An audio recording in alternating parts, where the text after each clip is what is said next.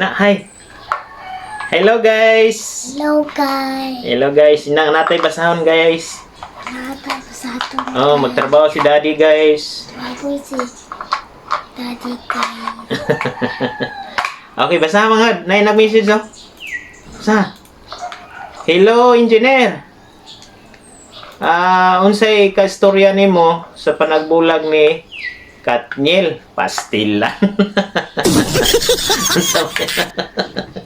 Abi man ako unsa. No? Sus makalangay man ni oy. Mahimo matang marites ani. Well anyway, kuan guys, maghatag lang mi og advice. Mangod advice daw mangod do. Siguro pwede naman ta mahimong advisor pod kay 2008 minus 15 years na nami naguban ni bugtong asawa ni Mrs. no. Yeah, 11 years as husband and wife. So siguro na ko'y gamay nga kumbaga ma-share pod aning trending kay ro nga panagbulag no. Siguro nga ako ika-comment na guys kuan. Nakalangay naman ni kini manggong relationship ni Daniel o Katniel, although dili kay gid ko nakasubaybay no. Mabutang ni siya nga murag kuan ba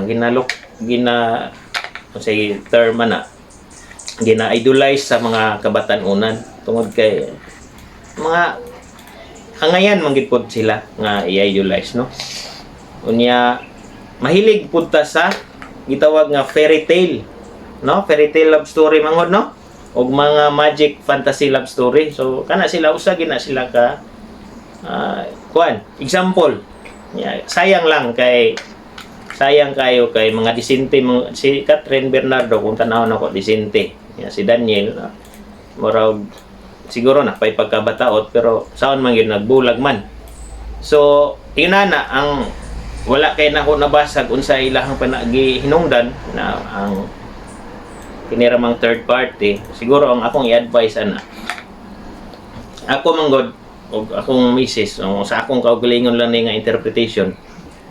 Pag desisyon na mo og kasal or sa ba panag-uyab sabay inyong mga negotiation yung duha as partner, kana siya sa akong kuan na analysis, sa ako pong kaistorya, the moment nga mo decide mo nga kamong duha gyud naamoy dili lang istorya ang inyong para sa ako dili lang istorya ang inyong gihawakan ana, kun dili na para sa ako natay gitawag nga invisible string o kanang ibutang na lang nato bisan sa kadina ba nga inyong hawakan ba or string ana na lang.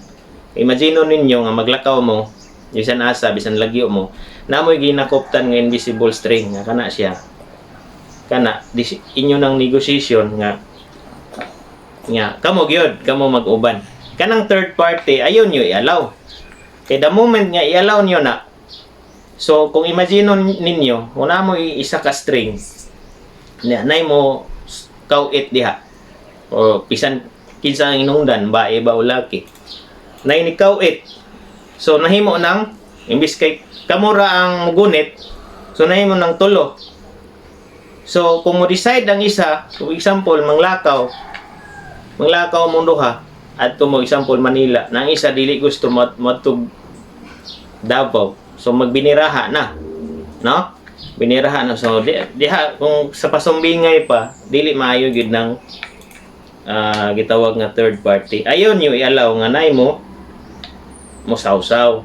So inana lisod kina guys kung may mo ginay number 1 ko sa panagbulag no nya kini pong kaduha kanang dili ta kaantos kana kung naanta sa tanan nga magrelasyon nga kanang pag-antos o respeto og disiplina mo na pinaka para sa ako mo antos ka, respetuon nimo yung partner, antos in the way nga antuson nimo kung sa mga dili maayo nga batasan unya mo sacrifice ka kana sakripisyo nga para siya malipay murag i-sacrifice nimo imong kaugalingon nga kalipay ba o kanang disiplina sad nga disiplinahon imong kaugalingon nga dili na gid ka magpa anong nay mo sausaw ayaw kay kuha na siya imong disiplinahon yun nya mo na siya ang component sa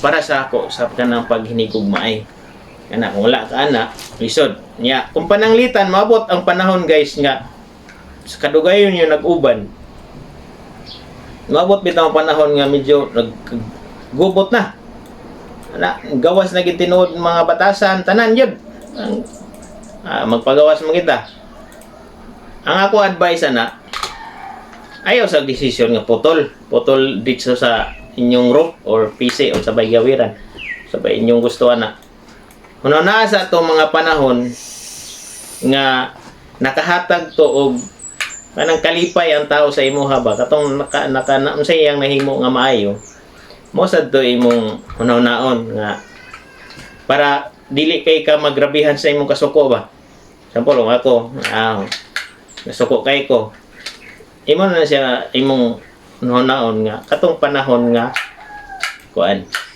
nakahatag siya og kalipay o nasa nahimo nga maayo sa imong mo na nay technique dia di ba mangot and then kaning kuan naghigugma po sa kalambuan gikan ta sa pobre nya mangandoy ta nga mo angat-angat ang kinabuhi kamo duha ana ba so mo na siya inyong bantayan katong mga gusto mag mo engage og relationship so dili mong gud tanan kalipay ang panag-uban na gina tanan pakapin so kung wala ka na sakripisyo no wala ka ng sakripisyo, dili nimo marespeto ang imong partner, o dili ka kabalo mo disiplina sa imong gagalingon, ayaw expect nga maglahutay, no? Unya, ang pinaka number 1 nga ayaw jud buhata. Bisan sa lalaki, bisan sa babae, anang gitawag nga third party. Lisod ka na guys, buak ng bildo na gid. Wa na gid tay mahimo. Talagsa rin nakasurvive ba na ug katong dili na nato ma-point out yung kinsa pero talagsa rin makasurvive ba na so kana lang ang among i-advise ni Manghod no okay na bye bye Bye-bye. na see you in my next vlog.